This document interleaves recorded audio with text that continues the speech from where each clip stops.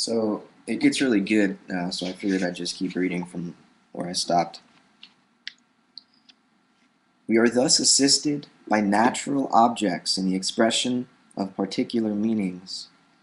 But how great a language to convey such peppercorn informations! Did it need such noble races of creatures? This profusion of forms? This host of orbs in heaven? To furnish man with the dictionary and grammar of his municipal speech? Whilst we use this grand cipher to expedite the affairs of our pot and kettle, we feel that we have not yet put it to its use, neither are able. We are like travelers using the cinders of a volcano to roast their eggs. Whilst we see that it always stands ready to clothe what we would say, we cannot avoid the question whether the characters are not significant of themselves. Have mountains and waves and skies no significance but what we consciously give them when we employ them as emblems of our thoughts? The world is emblematic. Parts of speech are metaphors because the whole of nature is a metaphor of the human mind. The laws of moral nature answer to those of matter as face to face in a glass. The visible world and the relation of its parts is the dial plate of the invisible. The axioms of physics translate the laws of ethics. Thus, the whole is greater than its part. Reaction is equal to action. The smallest weight may be made to lift the greatest, the difference of weight being compensated by time. And many the like propositions, which have an ethical as well as a physical sense. These propositions have a much more extensive and universal sense when applied to human life than when confined to technical use. In like manner, the memorable words of history and the proverbs of nations consist usually of a natural fact, selected as a picture or parable of a moral truth. Thus, a rolling stone gathers no moss. A bird in the hand is worth two in the bush. A cripple in the right way will beat a racer in the wrong. Make hay while the sun shines. It's hard to carry a full cup even. Vinegar is the son of wine. The last ounce broke the camel's back. Long-lived trees make roots first, and the like. In their primary sense, these are trivial facts, but we repeat them for the value of their analogical import.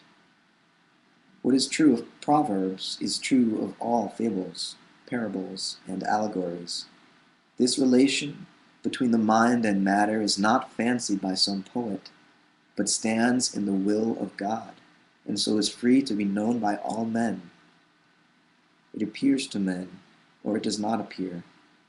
When in fortunate hours we ponder this miracle, the wise man doubts if, at all other times, he is not blind and deaf. Can these things be and overcome us like a summer's cloud without our special wonder?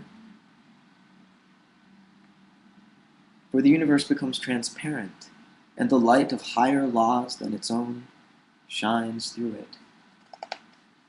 It is the standing problem which has exercised the wonder and the study of every fine genius since the world first began, from the era of the Egyptians and the Brahmins to that of Pythagoras, of Plato, of Bacon, of Leibniz, of Swedenborg.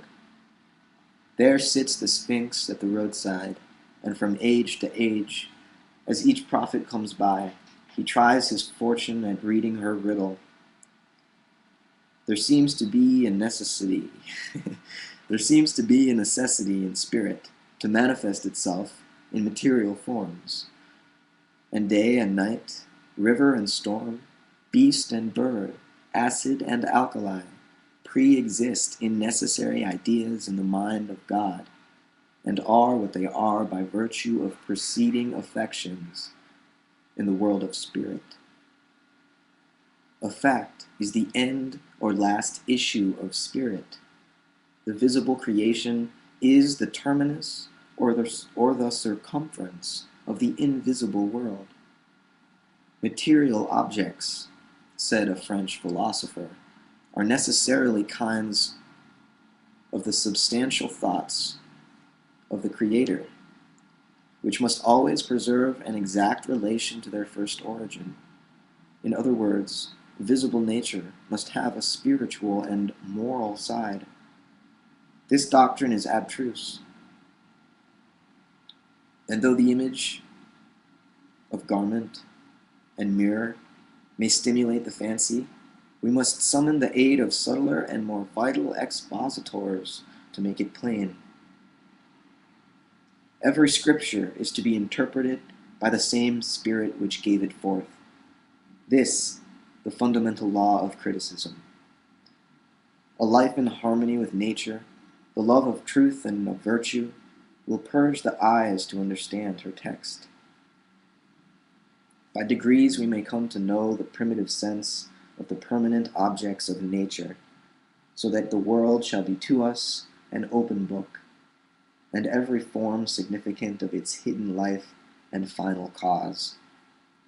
A new interest surprises us, whilst under the view now suggested, we contemplate the fearful extent and multitude of objects, since every object rightly seen unlocks a new faculty of the soul.